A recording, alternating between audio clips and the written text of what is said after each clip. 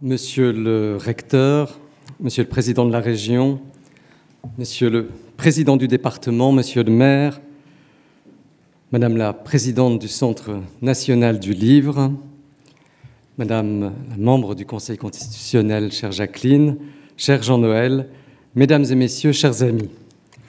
Au nom de toute l'équipe qui organise ces rendez-vous de l'histoire, je suis heureux de vous souhaiter la bienvenue. Avant de poursuivre ce mot d'accueil, je vais vous inviter à visionner 2 courts films réalisés spécialement à l'occasion de la 25e édition de nos Rendez-vous de l'Histoire. Le premier met en scène une succession de petits entretiens réalisés avec 25 jeunes gens, tous nés en 1998, l'année de la fondation des Rendez-vous de l'Histoire. Ils ont 25 ans et nous livrent leur regard sur l'histoire et sur le festival. C'est un vrai bonheur de les entendre. Vous pouvez visionner ces films dans leur intégralité sur notre site internet.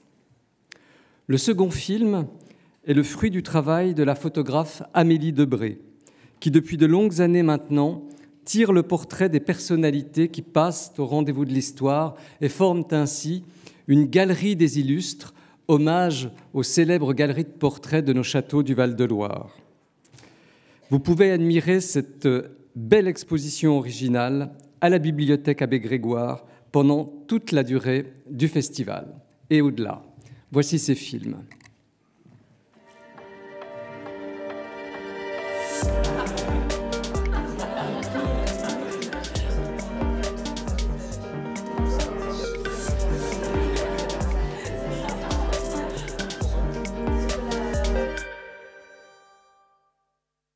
Les rendez-vous de l'histoire, pour moi, ça représente un rendez-vous incontournable du calendrier. «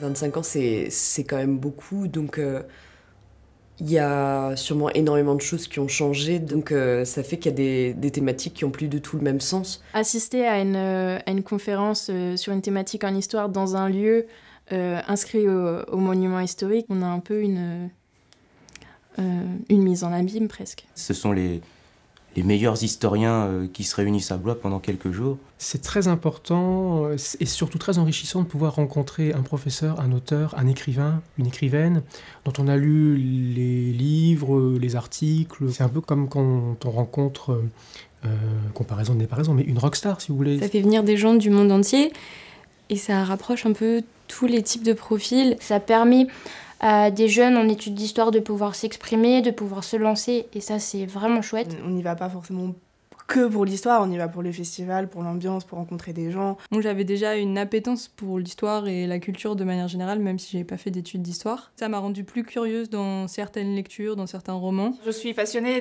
d'histoire depuis toute petite et c'est vraiment ça qui m'a construite. Je pense que je me souviens de tous mes professeurs d'histoire. Cette idée de je dois faire de l'histoire aujourd'hui, elle se confirme, mais j'en ai pas démordu et je n'en démordrai pas.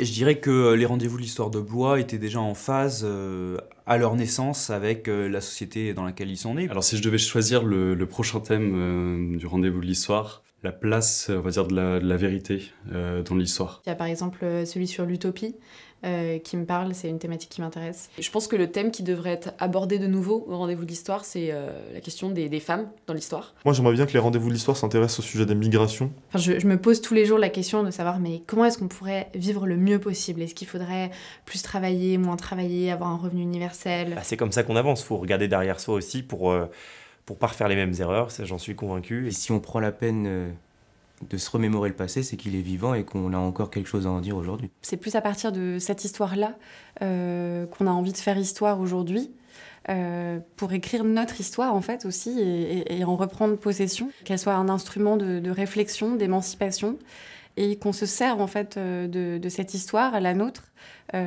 pour faire société et pour réfléchir à un projet collectivement.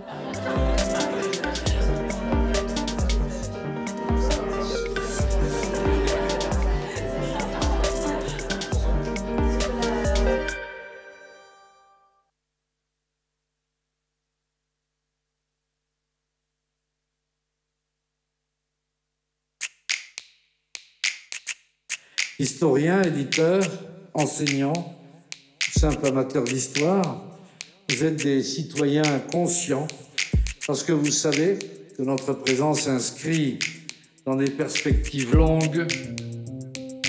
Alors, je suis tout simplement une médiéviste, enthousiasmée par son métier.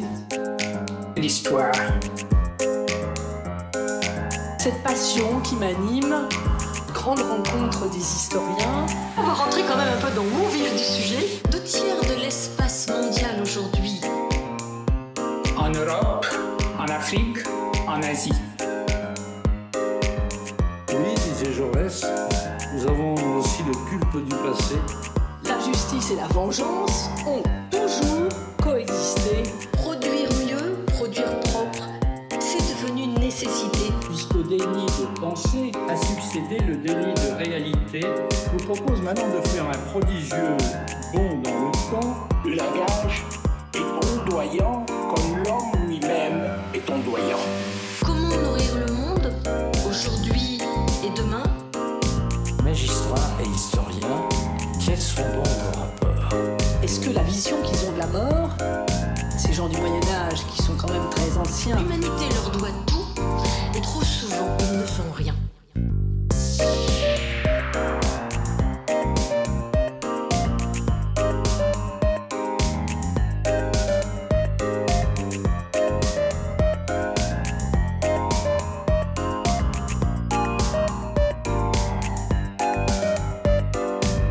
Les femmes sont pliées à l'idée de don. Aussi loin que l'on remonte dans l'histoire des institutions, Quand on dit cela, c'est pas sans quelque chose comme l'esquisse d'une considération. la justice au travail ne concerne plus seulement sa rémunération, mais aussi son sens et son contenu. Les recherches les plus récentes remettent en cause un certain nombre d'idées reçues. Les événements laissent leurs traces, pas toujours celles qu'on aurait voulu. Ça n'implique pas que l'une et l'autre soient confondues. Comment nourrir le monde, aujourd'hui et demain? Magistrats et historiens, quels sont donc vos rapports? Est-ce que la vision qu'ils ont de la mort, ces gens du Moyen-Âge qui sont quand même très anciens... L'humanité leur doit tout, et trop souvent, ils ne font rien.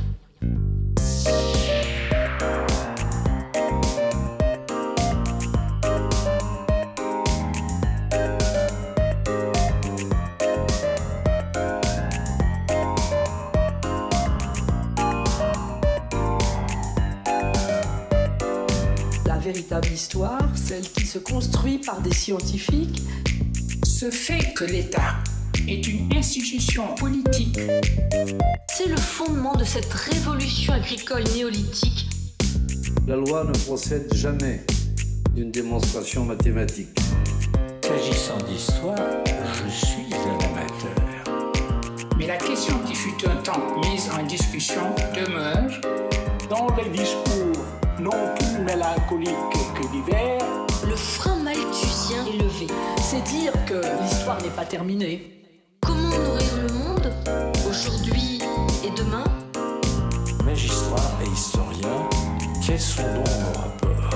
Est-ce que la vision qu'ils ont de la mort, ces gens du Moyen-Âge qui sont quand même très anciens... L'humanité leur doit tout, et trop souvent, ils ne font rien.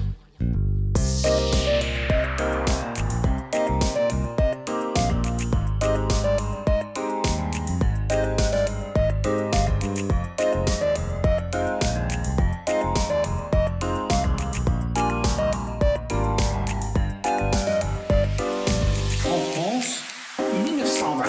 Aussi bien dans le nord que dans le sud. en 2015, Au Maghreb, Dans cette belle ville, Entre le 14e et le 16e. 2030, à la même période. à l'échelle du globe, Les rendez-vous de l'histoire.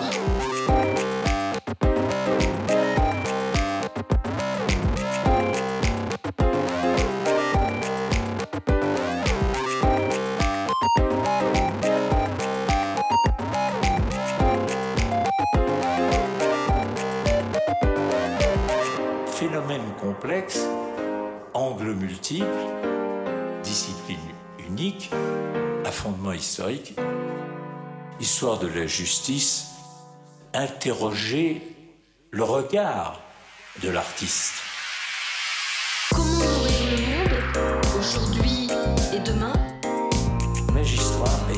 historiens, quels sont donc nos rapports? Est-ce que la vision qu'ils ont de la mort, ces gens du Moyen-Âge qui sont quand même très anciens... L'humanité leur doit tout, et trop souvent, ils ne font rien. Comment nourrir le monde, aujourd'hui et demain?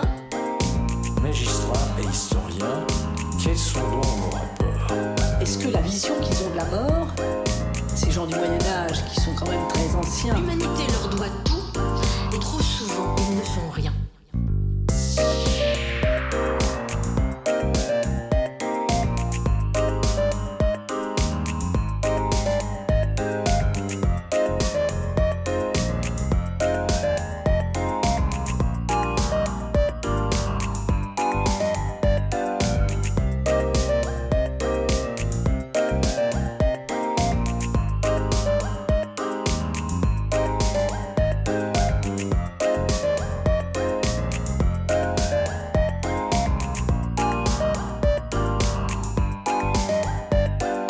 Donc ce n'est pas une mince liberté qu'on défend quand on défend la liberté des historiens et la liberté de l'histoire.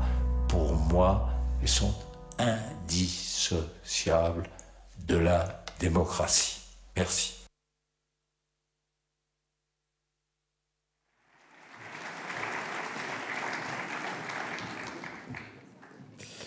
C'est vrai que ça donne un peu le vertige, ça nous fait réaliser qu'un temps certain s'est écoulé depuis la première fois où je me suis adressé à vous à ce pupitre. 25 années presque, depuis que nous avons fondé les Rendez-vous de l'Histoire en 1998 avec Jack Lang, alors maire de Blois. C'est un très grand privilège que d'avoir pu, avec une équipe formidable et des partenaires fidèles et engagés, développer un tel projet. 25 années au service des historiennes et des historiens, 25 années au service des passionnés d'histoire, ce merveilleux public de Blois, 25 années au service du débat d'idées et des échanges intellectuels, 25 années au service de l'exactitude et de la vérité historique, dans ce monde où les vérités alternatives, autrement dit les bobards, pour reprendre l'expression utilisée ici même par Papendiaï avant-hier, ces vérités alternatives prolifèrent sur les réseaux sociaux. Il est important de disposer de lieux comme Blois, où des chercheurs dont le travail a été vérifié par leurs pairs viennent nous faire part de leur savoir et de leurs réflexions. Notre fidèle partenaire, la revue L'Histoire, dans son numéro, le 500e, consacré à Corsaires et Pirates, qui nous donne une passionnante enquête sur les Français et l'histoire. On y découvre, mais est-ce vraiment une découverte pour le public de Blois, que 93% des Français sont intéressés par l'histoire. Ce chiffre a progressé de 26% par rapport à 1983.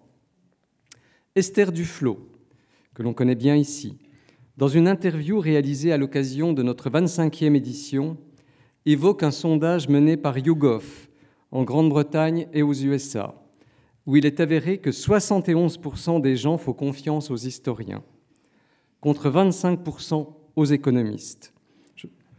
Je ne parlerai pas des politiciens. Duflo suppute sans doute à raison que nous aurions des chiffres identiques en France. Quelle responsabilité, mesdames et messieurs les historiennes et les historiens, que ces 71% de gens qui ont confiance en votre parole, dans cette parole que vous nous offrez à Blois. Si nous avons pu conduire ce projet, c'est grâce à une formidable équipe, je le redis, et au soutien de nos partenaires et amis, dont beaucoup sont ici, et qu'encore une fois, je remercie chaleureusement. Avant de céder la parole à ses partenaires, et puis ensuite à Jean-Noël Jeannet, qui évoquera la mer dans sa conférence d'introduction, je veux signaler que cette 25e édition est placée sous le signe du Portugal, notre pays invité. Nous n'avons pas pour habitude d'inviter un pays en particulier chaque année, chaque festival a ses usages, mais lorsque l'Institut français a choisi de célébrer cette année notre amitié avec le Portugal, il nous a semblé tout naturel de mettre à l'honneur ce pays maritime s'il en est. Je salue la présence parmi nous de Victoire Biguindi Rosa, commissaire de la saison France-Portugal, et de Madame Isabelle Corté-Real, attachée culturelle de l'ambassade du Portugal en France. L'ambassadeur du Portugal sera présent parmi nous cet après-midi et nous en sommes très honorés. Bienvenue à tous nos amis portugais, bienvenue à toutes, bienvenue à tous et bon festival.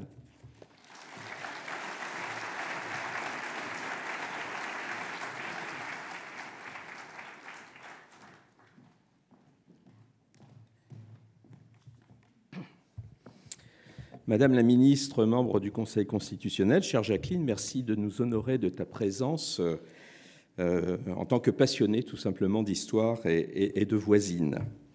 Monsieur le président de notre belle région, cher François, monsieur le président de notre tout aussi beau département, cher Philippe, mesdames et messieurs les élus, monsieur le recteur d'académie, je salue aussi madame la directrice académique. L'un et l'autre, on vous souhaite la bienvenue dans notre région et notre département. Mesdames, Messieurs les membres du Conseil scientifique, cher président Jean-Noël Jeanneney, mesdames et messieurs, chers amis, je commencerai par vous dire, comme chaque année, bienvenue à Blois. Bienvenue à cette 25e édition des Rendez-vous de l'Histoire. 25 ans. 25 ans, l'âge d'une certaine maturité, mais aussi encore celui d'un champ des possibles immense à couvrir, à découvrir, pour que vive encore demain l'éducation populaire, les sciences humaines et plus largement la culture. Longtemps, aussi longtemps que les collectivités locales en auront les moyens quand l'actualité économique et géopolitique, autant que les perspectives financières annoncées par l'État ne mettront pas en péril un engagement déterminé, comme c'est le cas ici à Blois, avec Aglopolis, le département de Loir-et-Cher et la région Centre-Val de Loire. Chaque année, le Conseil scientifique choisit le thème de l'édition suivante. Sous la houlette de Jean-Noël Jeanneney, que je salue et remercie encore de sa vivacité permanente, empreinte d'espièglerie élégante, les rendez-vous de l'histoire nous ravissent des étendues que les thématiques choisies permettent. Cette année, c'est donc la mer. Par extension, les océans et fondamentalement l'eau. La thématique couvre près de 3/4 de notre planète. C'est donc à foison et grâce aux équipes du Centre européen de promotion de l'histoire et son président Éric Allary et Francis Chevrier et toutes ses équipes que je salue évidemment, que nous allons baigner dans le savoir, la découverte d'un espace, d'une matière indispensable à la survie de toutes les espèces, la nôtre y compris. L'eau, enjeu aussi crucial que vital, qui alimente déjà de nombreuses tensions de par le monde, quitte à en faire une arme de guerre. Syrie, Yémen, Égypte, Turquie et même Mexique, autant d'endroits où l'eau exacerbe les dissensions géopolitiques, et cela toujours au détriment des populations. Certains experts nous prédisent que l'approvisionnement en eau sera le principal risque des conflits, non pas dans les décennies à venir, mais bien dans les prochaines années. L'or bleu pourrait ainsi prendre la place de l'or noir pour lequel les nations se sont tellement entredéchirées. L'eau sera ainsi, n'en doutons pas, au cœur de nombreux échanges. L'été que nous venons de vivre a dramatiquement mis en lumière la fragilité de cette ressource vitale, longtemps, trop longtemps, pensée comme inépuisable, particulièrement dans nos sociétés occidentales dites développées, qui en font un usage capricieux et égoïste jusqu'à ce qu'elles découvrent et subissent des robinets à sec, comme ce fut le cas en France cet été dans de nombreuses communes. Notre si belle Loire n'est pas en reste, hélas, et son niveau actuel continue de nous inquiéter. Les restrictions d'usage de l'eau sont toujours en vigueur, le changement climatique n'est plus l'objet de querelles picrocolines, mais une réalité qui nous touche toutes et tous, mais encore une fois, les plus fragiles au premier chef. Si peu d'eau dans le fleuve royal pour aller se jeter dans les mers, et ce qui fait de ces eaux marines le bonheur de beaucoup renvoie à de profondes inquiétudes.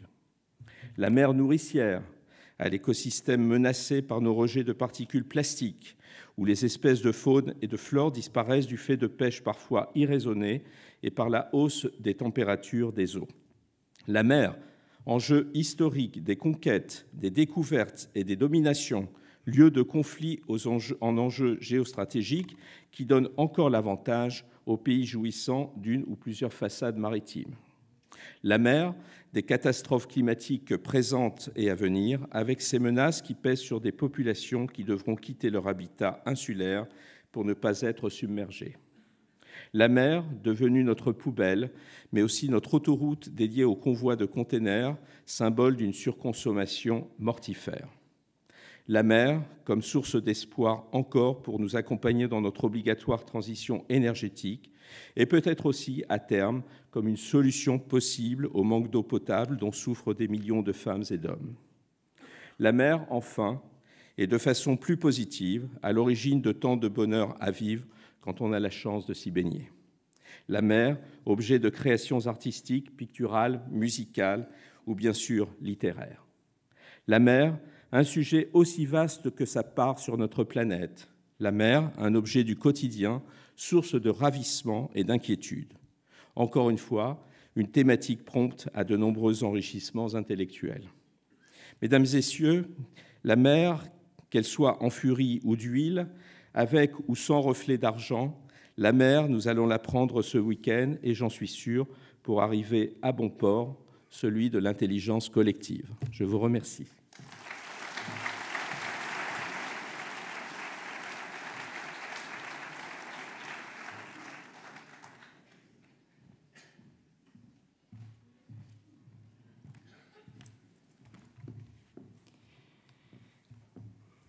Madame Jacqueline Gouraud, ancien ministre, membre du Conseil constitutionnel, Monsieur le Président de la région Centre-Val de Loire, cher François, Monsieur le maire de Blois, cher Marc, Monsieur le recteur, Monsieur le Président du Conseil scientifique, cher Jean-Noël Jeannet, Monsieur le directeur des rendez-vous d'histoire, cher Francis, Mesdames et Messieurs, en vos titres, grades et fonctions, chers amis. Quelle belle idée de mettre à l'honneur la mer pour cette 25e édition des rendez-vous d'histoire. Prenons le large quelques instants et naviguons sur cet ensemble insaisissable qui nous évoque autant le rêve que l'humilité. Cette vaste étendue d'eau salée qui couvre les 2/3 de la surface du globe est tout aussi attirante que menaçante, tout aussi plaisante que contrariante.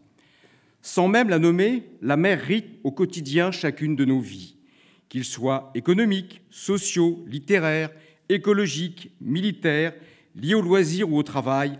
Les domaines d'influence du monde de la mer sont abyssaux. Notre langue est elle-même, par ses expressions profondément marquées, par la mer et ses références. La mer est au centre de l'économie mondiale. C'est un véritable enjeu majeur pour tous les pays développés ou en voie de développement. Les puissances économiques en profitent abondamment puisque 90% du commerce mondial se fait par voie maritime. En témoignent les milliers de porte-containers qui naviguent sur nos océans. Cet enjeu économique repose également sur les ressources abondantes du milieu marin. Chaque pays côtier en mesure le prix en termes de ressources énergétiques ou alimentaires. Les larmes de nos souverains ont le goût salé de la mer qu'ils ont ignoré. Cette citation de Richelieu ne fait pas uniquement référence au domaine militaire, mais résume à elle seule le potentiel économique incontournable de la mer, indispensable à la puissance d'un pays. La mer est au centre de toutes les stratégies militaires. La France, deuxième puissance maritime mondiale, exerce son influence dans le monde grâce à la mer et notamment avec son porte-avions Charles de Gaulle et ses 4 engins sous-marins nucléaires lanceurs d'attaque. J'en profite pour rendre un hommage appuyé à ces hommes et ces femmes qui partent plusieurs mois en mer avec pour seul soleil la lumière rouge des coursives qui rythment leur journée. L'un de ces bâtiments s'appelle le Terrible. Son nom est à lui seul un avertissement, mieux encore, un appel à la raison. Il sert la force océanique stratégique qui assure en permanence la dissuasion nucléaire française. Le Loir-et-Cher le parraine, c'est une fierté de cultiver ce lien armé, nation indispensable en ces temps troublés. Nos marins, dont certains sont loir-et-chériens, seront présents tout au long des rendez-vous d'histoire comme un témoignage du service et du courage qu'ils ont à défendre notre liberté au quotidien, par-delà les terres et l'océan, telle la devise d'un prestigieux régiment français de transmission. Mer Baltique, mer Caspienne, mer Noire, mer d'Azov, ces noms résonnent aujourd'hui comme autant de preuves dans l'actualité récente que maîtriser la mer revient à maîtriser les cartes du jeu, même si ce jeu est tragique. La mer est également au centre de la littérature. La mer inspire, elle développe l'imaginaire, le naturel et le surnaturel, le réel et la fiction. à commencer par les écrivains tels que Homère, le plus ancien de tous, qui nous relate le voyage d'Ulysse qui mit 10 ans à rentrer par les mers de la guerre de Troie. Je pense aussi naturellement à Jules Verne, marin contrarié, qui se contente de naviguer grâce aux rêves et nous entraîne 20 000 lieues sous les mers. On aime aussi la mer quand elle est racontée plus simplement par Éric Tabarly, l'amiral de Kersozon ou encore le commandant Cousteau. La mer est aujourd'hui au centre de toutes nos préoccupations environnementales. Les besoins humains augmentant, ces ressources naturelles font l'objet d'une surexploitation. Certaines espèces en voie d'extinction sont les malheureuses victimes de la pollution et de la surpêche. La mer est même devenue une poubelle pour certains irresponsables. L'enjeu est dès lors environnemental, car plus que jamais, on se doit de protéger la biodiversité des milieux marins. L'urgence est là, mais saurons-nous protéger la mer comme nous avons tant su l'exploiter? Tel est notre défi. Permettez-moi, avec un peu plus de légèreté, de constater que la mer est souvent le miroir involontaire de notre vie politique.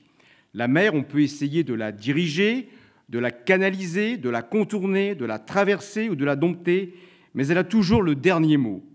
Comme notre pays, certains diront qu'elle est ingouvernable. Par son calme et ses colères, elle inspire fortement le verbe des acteurs de la vie publique. Je parlais tout à l'heure des expressions françaises qui ponctuent notre quotidien. L'exemple le plus symbolique est celui de nos gouvernants qui sont sur le pont pour diriger le navire, espérant par le vent en poupe pour naviguer en haute mer tout en maintenant le cap sans virer de bord. Mais pour tous les vieux loups de mer, il faudra faire avec les moyens du bord pour être certain d'arriver à bon port. Pour illustrer le lien entre le Loir-et-Cher et la mer, comment ne pas évoquer en un clin d'œil le plus immortel et célèbre de nos marins qui a choisi de vivre à quelques kilomètres de Blois, dans le château de Moulinsart.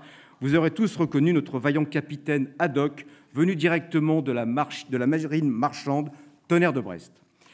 Plus sérieusement, pour terminer, j'adresse un merci sincère et admiratif à Isabelle Autissier, marraine de cette 25e édition des Rendez-vous de l'Histoire.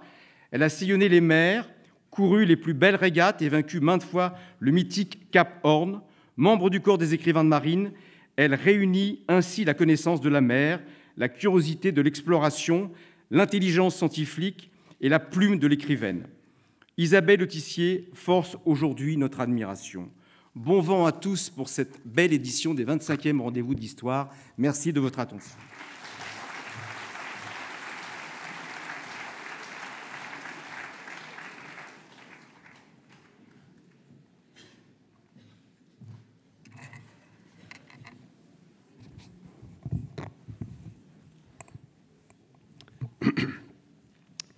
Madame la ministre, chère Jacqueline, immense plaisir de se retrouver à nouveau ce matin ici.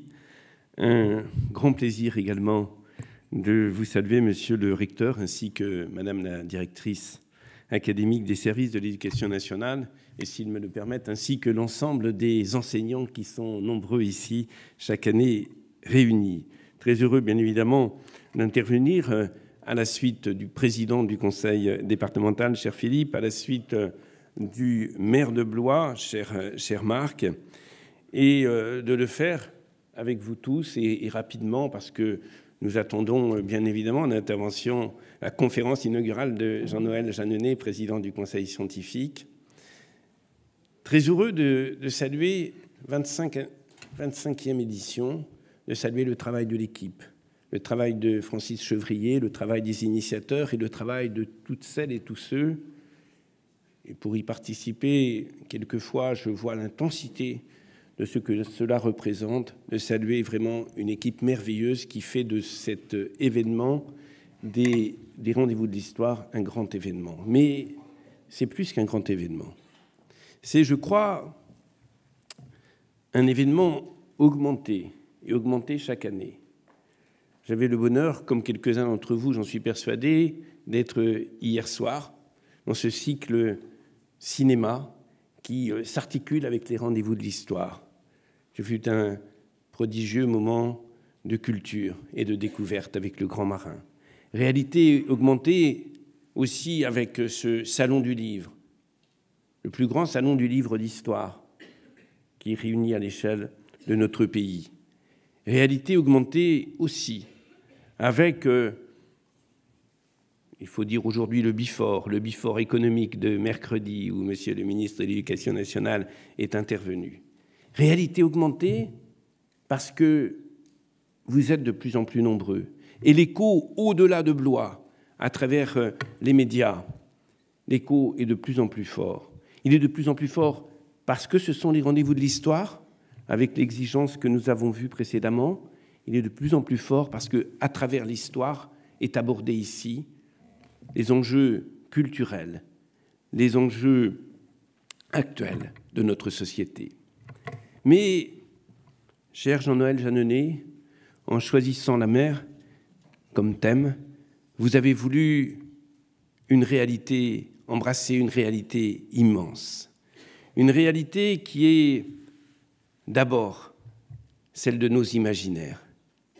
La mer est très certainement un des espaces, des immenses espaces qui interviennent le plus dans nos imaginaires. L'imaginaire du créateur, l'imaginaire du peintre, l'imaginaire de l'écrivain. Philippe, à l'instant, citait certains d'entre eux. Quand nous disons la mer, nous pensons aussi aux travailleurs de la mer. Nous pensons, oui, à ces femmes et à ces hommes qui ont nourri notre imaginaire, pas simplement le rêve, mais cette réalité étrange, cette réalité secrète, ce qui se passe sur la mer. Comment nous l'imaginons, comment nous le vivons. Une réalité immense parce que c'est un espace considérable que celui de la mer. C'est un chemin obligé et fascinant, chemin fasciné et obligeant des grandes découvertes, de l'extension que la perception que les femmes et les hommes ont pu avoir à travers les siècles, de l'espace dans lequel ils inscrivaient leur destinée. Ces découvertes de l'autre, c'est un élément fondamental de nos cultures. C'est un espace augmenté et ce sont des échanges merveilleux, mais aussi le lieu d'échanges terribles. La mer, le chemin de la mer, n'a-t-il pas été aussi le chemin de la colonisation et le chemin de l'esclavage? La mer, oui, la mer dans nos échanges, il a été fait allusion à plusieurs reprises au plan économique. La mer dans nos échanges, c'est à la fois cet échange merveilleux entre le pêcheur et l'habitant des terres, mais c'est aussi, et la question est posée aujourd'hui, cet espace qui est celui d'une construction de la mondialisation qui forge complètement nos sociétés et qui constitue aujourd'hui plus qu'une interrogation pour les organisations de demain. Oui, la mer, c'est aussi le théâtre de combat, le théâtre de guerre, si souvent représenté. La mer, c'est un élément d'une grande fragilité. Mes deux collègues y ont fait allusion très directement aujourd'hui. La mer, je crois, représente cette fragilité considérable dont nous devons avoir de plus en plus conscience. La mer ne peut pas être l'exitoire de l'activité humaine. Elle doit être le point central de toutes nos préoccupations. Elle doit être le point central de toutes nos préoccupations, car si nous ne prenions garde à ce réchauffement climatique, si sensible au niveau de la mer, quand les calottes glaciaires disparaissent, alors, si nous n'avions pas, par rapport à cela, une absolue priorité, alors, nous serions demain, quel que soit l'endroit du globe, complètement submergés, complètement bouleversés par les organisations humaines qui deviendraient insoutenables. Oui, à travers les réflexions sur l'histoire, à travers la libération de nos imaginaires, nous sommes en prise complètement avec le présent. Alors, même si, lors de la première évocation, j'avais ressenti que le thème de la mer était quelque chose certainement de difficile à gérer, nous voyons bien qu'à travers ces différentes approches, nous sommes comme toujours au rendez-vous de l'histoire, sur une histoire qui nourrit notre réflexion sur le présent. Merci à vous toutes et à vous tous d'y contribuer à Blois et en Centre-Val de Loire aujourd'hui.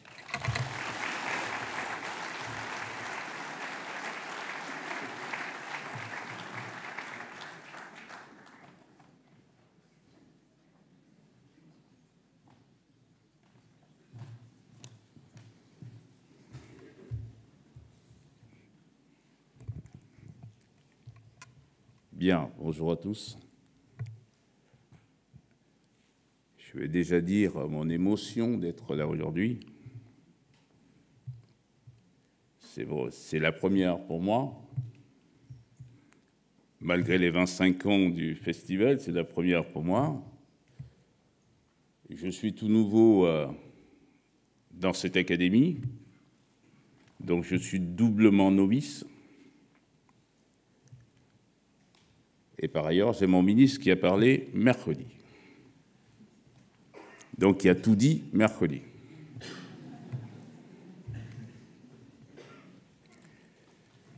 Madame la ministre, Monsieur le président de région, Monsieur le président du Conseil général, Monsieur le maire, Monsieur Chevrier, Madame Madazen,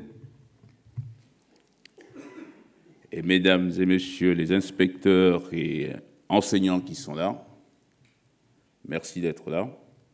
Mais vous voyez bien qu'il y a une course à obstacles qui est un peu délicate,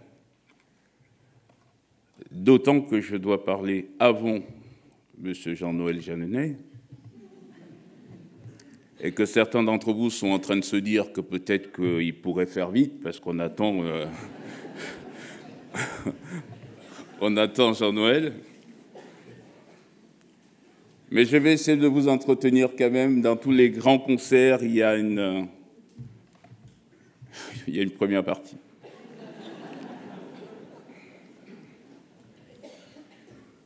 Et puis, ce n'est pas terminé la course à obstacles. Il paraît que ma discipline d'origine est une des disciplines dans laquelle il n'y a que 25% des gens qui y croient. Merci. Merci de me l'apprendre à ce moment. J'étais... Bien. Donc, vous voyez que c'est un peu compliqué, mais... Donc, je vais tout simplement faire mon rapport d'étonnement de novice, des bisous, comme on dit dans nos établissements. Mais avant cela, je vais commencer à vous rappeler très rapidement ce qu'a dit notre ministre. Très rapidement, évidemment, nous avons, sous la houlette du président de la République, une nécessité de refonder fortement et profondément la chose éducative, les méthodes pédagogiques et même la formation de nos enseignants. Et donc, ce que nous a rappelé le ministre, mercredi dernier, c'est qu'il avait une volonté forte, ferme, avec une méthode qui est nouvelle, innovante, et qu'on espère participera à cette transformation. La méthode, elle est simple, c'est qu'on ne repense plus l'école et donc l'offre pédagogique par le haut, de manière verticale. Chacun construit son école, Madame la ministre.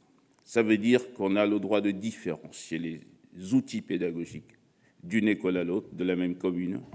On a le droit de différencier les méthodes pédagogiques si on considère que les besoins des élèves, qui sont au cœur de la chose, si les besoins des élèves le demandent. Donc c'est une transformation vraiment profonde de la conception que nous avons de l'éducation nationale et on espère qu'elle sera plus riche, plus efficace, en ce sens qu'elle permettra la meilleure réussite de nos élèves. Donc pour arriver à mon petit rapport d'étonnement,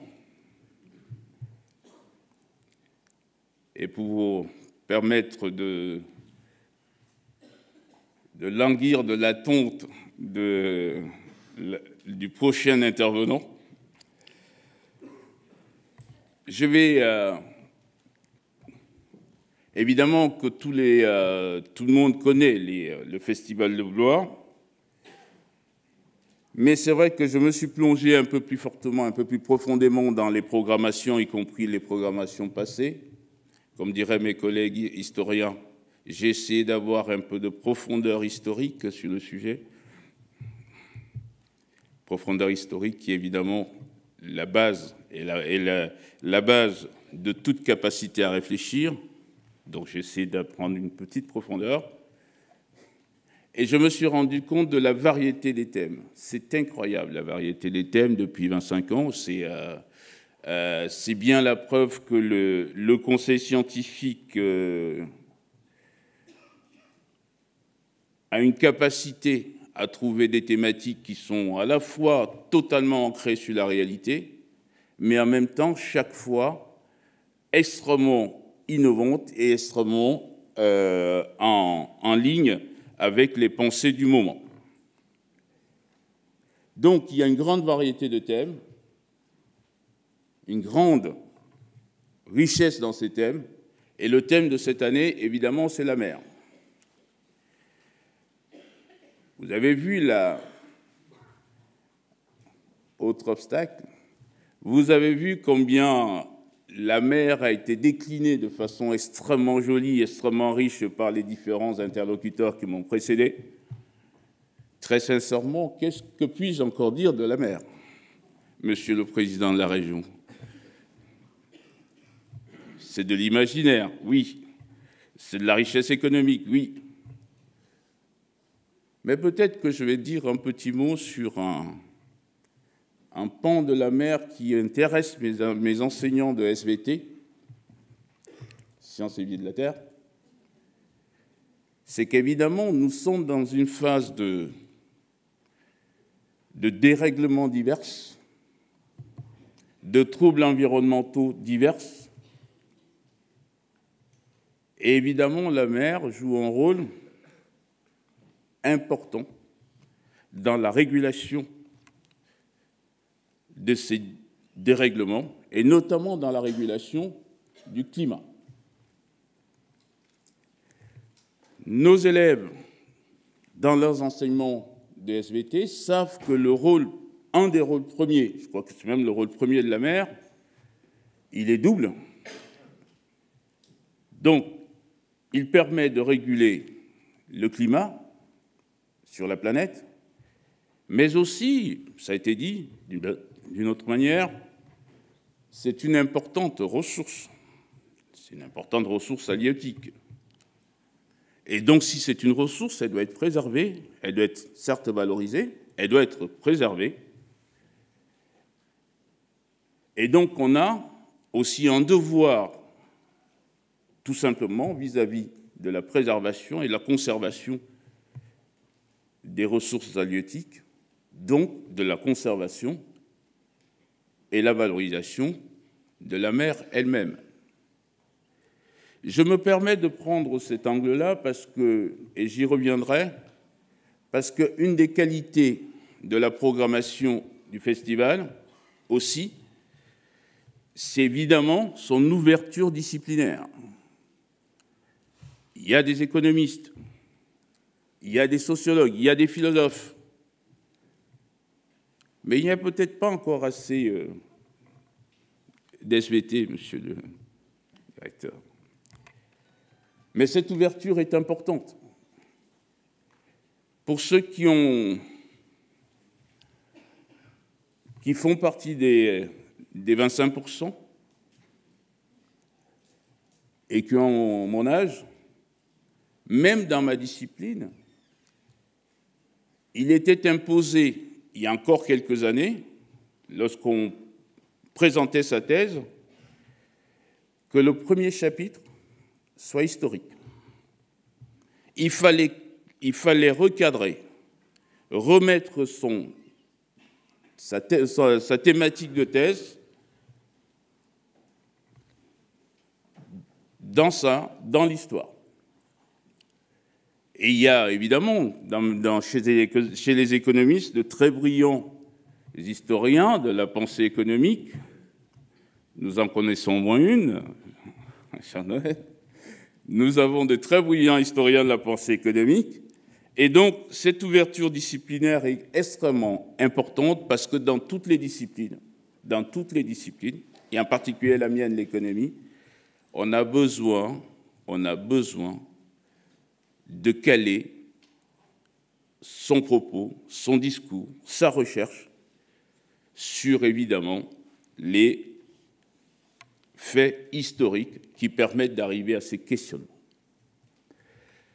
Donc, c'est vrai pour ma discipline et c'est vrai pour l'ensemble des disciplines, d'où le caractère un peu transversal de l'histoire. Et c'est important, cette ouverture disciplinaire, je crois que c'est par là que je conclurai. Mais avant cela, je vais quand même dire que, et je vais reprendre ma casquette de recteur, c'est pour dire que ce festival est d'une extrême importance à la fois pour mes enseignants et mes élèves. Pour mes enseignants, pour ceux qui ne le savent pas, le programme du festival est inscrit dans le programme national de formation des enseignants. C'est une forme de labellisation et de certification de la qualité de la programmation du festival ici, tout simplement parce que ça permet à nos enseignants, il y a même la journée des enseignants, notamment et en particulier des enseignants d'histoire-géographie ou de sciences économiques, ça leur permet à la fois d'avoir une formation additionnelle, il y a des temps qui sont réservés à cela, ça leur permet d'avoir toutes les ressources pédagogiques actuelles sur les thématiques qui sont abordées ici, et même on est allé plus loin, c'est que dans la formation initiale de nos futurs enseignants, par les INSPE, nous avons introduit, évidemment, dans leur programme de formation, le programme du festival. Donc, vous voyez bien que le lien avec l'éducation nationale est profond. J'ai un enseignant qui est détaché à plein temps dans l'organisation et la programmation du festival. J'ai des inspecteurs, on a des inspecteurs qui participent au conseil scientifique et des enseignants. Donc vous voyez bien que le lien, il est extrêmement important et évidemment pour les élèves, je ne vais pas vous dire, c'est évident, il y a des expositions, il y a le salon de livres jeunesse et il y a même, et j'y tiens beaucoup, le prix lycéen du livre d'histoire qui est décerné tous les ans maintenant et qui commence à brasser de plus en plus de candidats. Et donc voilà, on est vraiment au cœur le festival est vraiment au cœur de l'organisation de l'éducation nationale dans cette académie. Et pour ne pas être très long, parce que je sais que vous vous impatientez, je vais juste conclure sur des choses que j'ai déjà dites. La nécessité d'une ouverture disciplinaire un peu plus forte. J'ai parlé des SVT en fonction des thèmes. Chaque fois qu'il y a un thème, il faut voir comment on peut l'ouvrir encore plus fortement en termes de discipline. Et deuxièmement, pour ceux qui ne le savent pas encore, nous avons depuis cette rentrée une école académique de la formation continue. Et je tiens à ce que les liens avec l'école académique, la formation continue qui fait les programmes de formation au niveau académique soient les plus forts possibles, les plus étroits possibles, parce que je pense que vous, comme nous, en avons besoin. Et enfin, je vais terminer bien évidemment par remercier tous mes enseignants qui sont présents, tous mes inspecteurs qui sont présents, et plus particulièrement ceux qui ont participé à la construction de ce magnifique 25e anniversaire du festival. Merci.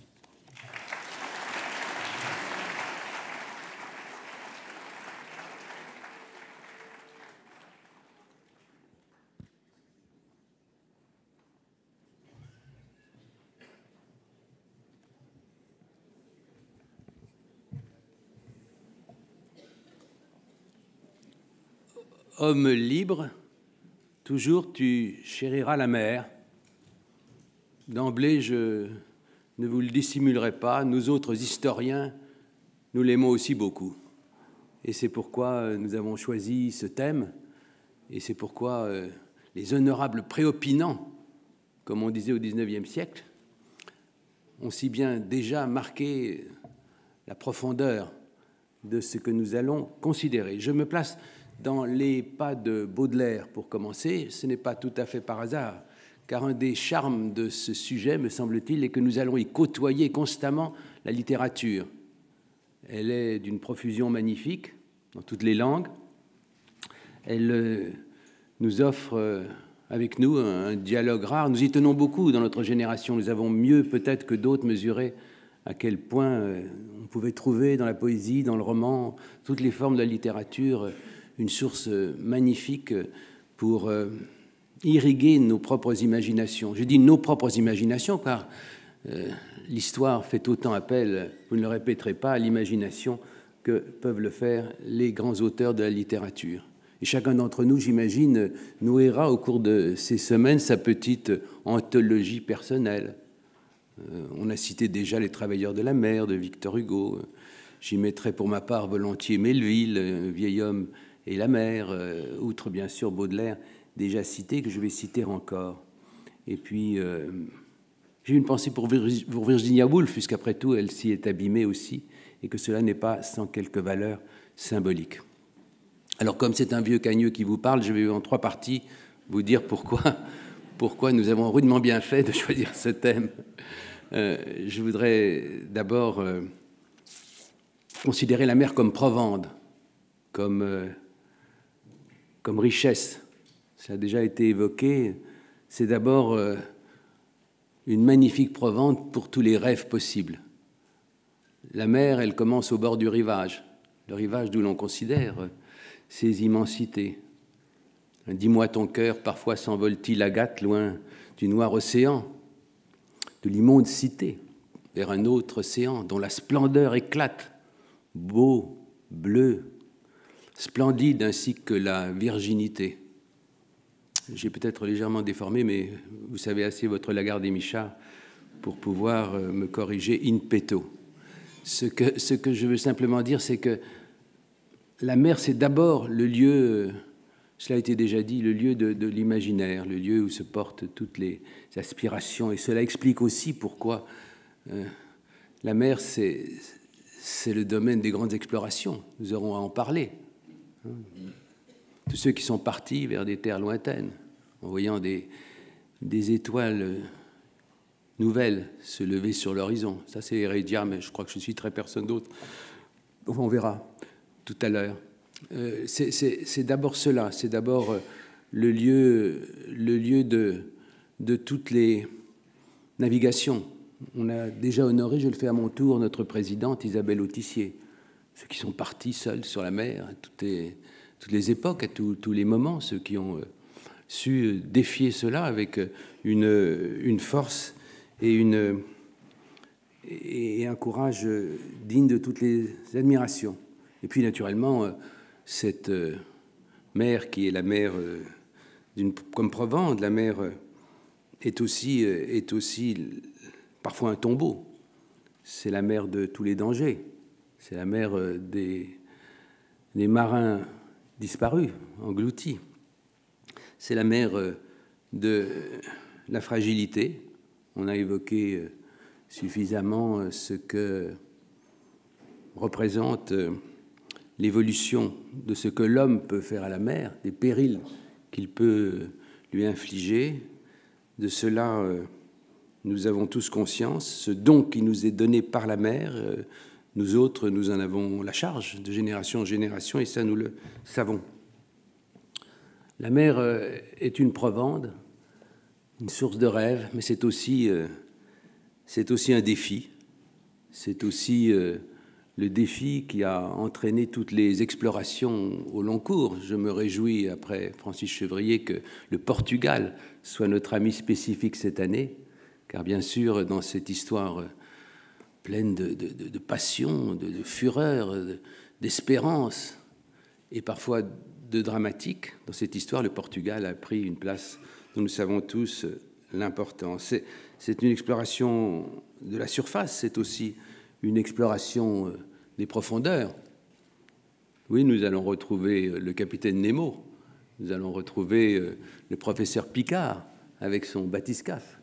Nous allons plonger jusque très profond pour aller chercher dans sa densité par-delà ce qui recouvre la mer, ce qu'elle incarne, ce qu'elle représente comme offre permanente pour notre curiosité et pour notre sens de ce défi qu'elle est toujours pour nous.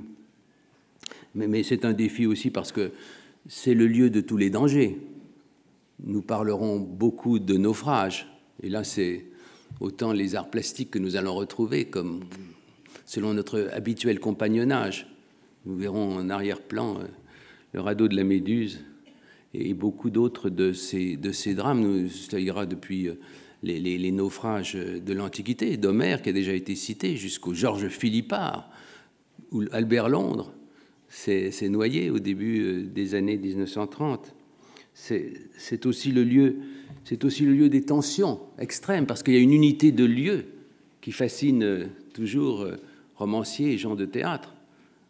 Ce qu'a représenté, par exemple, l'histoire des mutineries dans ce lieu clos des navires, Bounty et les autres, mais les mutins de la mer Noire aussi, bien d'autres. Je crois que nous aurons à en parler et que nous en parlerons avec un mélange de stupéfaction, d'intérêt, de curiosité, qui est au fond toujours notre fête devant des événements de ce type.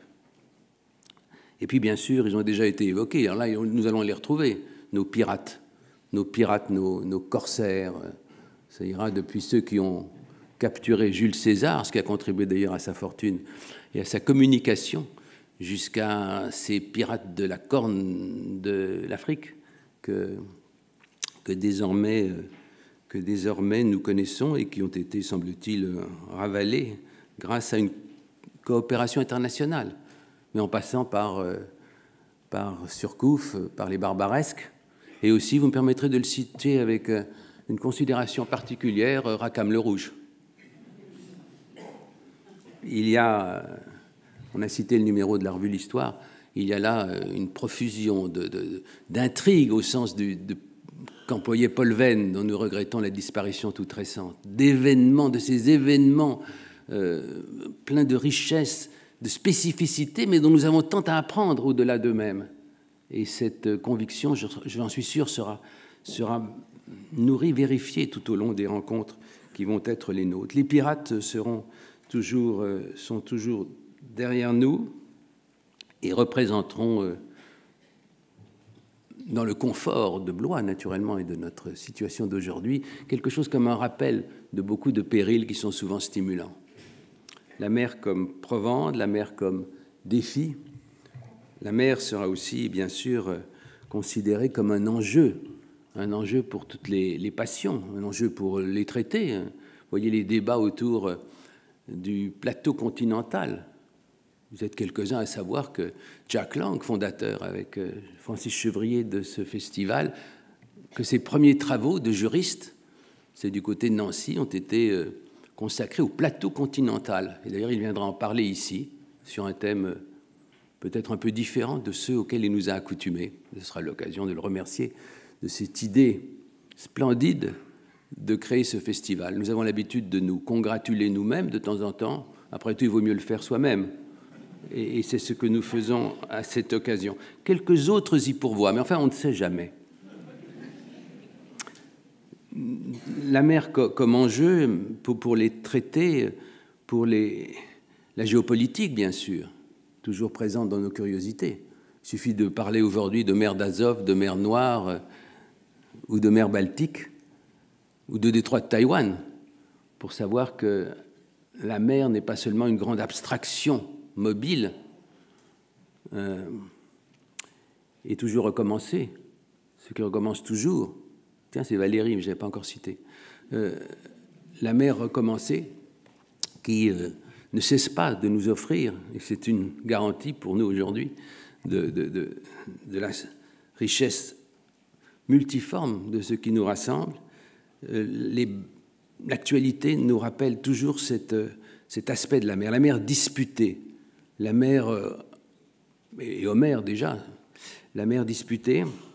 Et puis bien sûr, il y aura tout le tourbillon, toute la fumée, toutes les passions des batailles navales. De cela, nous sommes aussi comptables. Nous aurons, depuis Salamine jusqu'à la bataille de Jutland, depuis Trafalgar jusqu'à... Il faudrait que j'ai une quatrième bataille. Mais vous la remplacerez. Je laisse un blanc de temps en temps pour que votre imagination puisse courir. Donc, depuis Trafalgar jusqu'à... J'ai retrouvé. On pourrait faire de l'épante à Trafalgar. J'espère que ça vous conviendra. Il y a là toutes les formes de l'affrontement qui, d'ailleurs, conduisent aussi à une histoire des techniques que nous pouvons retrouver du point de vue du génie de la construction des navires, mais aussi de la capacité formidable de s'entretuer sur la mer comme sur la terre. L'histoire est un long fleuve de sang. Beaucoup de ce sang s'est répandu dans les ondes. Et nous aurons à considérer cela. Nous le ferons avec la distance naturelle qui est toujours la nôtre par rapport à ces drames. Distance, pas toujours. Vous le constaterez aussi. Il y aura beaucoup de, oui, quelque chose comme de l'affectif très fort, je l'attends, qui courra dans cette émission, de ce fait. Et quand on parle de la mer, comment s'en étonner? Il y aura aussi une histoire des techniques, bien sûr, car depuis les navires, les premiers navires de l'Antiquité jusqu'aux sous-marins atomiques d'aujourd'hui, cette longue histoire est aussi celle de l'ingéniosité des hommes, avec ces formidables ambivalences que nous savons toujours. Voilà, mesdames et messieurs, mes chers amis, ce que j'avais envie de vous dire, c'est... Permettez cette brève notice personnelle, c'est la 18e fois qu'il me revient l'honneur de traiter de ce thème, et chaque fois que je me risque dans cet exercice, je me dis que ce que je peux vous dire est toujours tellement inférieur à la profusion de ce que les uns et les autres vont vous dispenser que j'aurais probablement dû me taire. Ça, c'est absolument hypocrite, je ne me le dis pas du tout. En tout cas, ce que je voudrais vous dire pour finir, c'est que si nous faisons appel à toutes les formes de la littérature, de l'expression, si nous pensons aussi au théâtre, si nous pensons à la bande dessinée très présente ici, et qui s'est évidemment fait une grande richesse de tout ce qui concerne la mer, j'ai envie simplement, puisque tout en France finit par des chansons, j'ai envie d'en citer une pour terminer. Vous savez que la chanson qui a le plus connu de succès, de diffusion et même matériel au profit de son auteur, eh bien, c'est la mer de Charles Trenet, celle qu'on voit danser au fond des golfes clairs, traduite, chantée dans toutes les langues. C'est la première de toutes les chansons. Eh bien, je pense, j'ai droit à un moment d'immodestie pour finir, que nous sommes en France le premier des festivals, et c'est grâce à vous.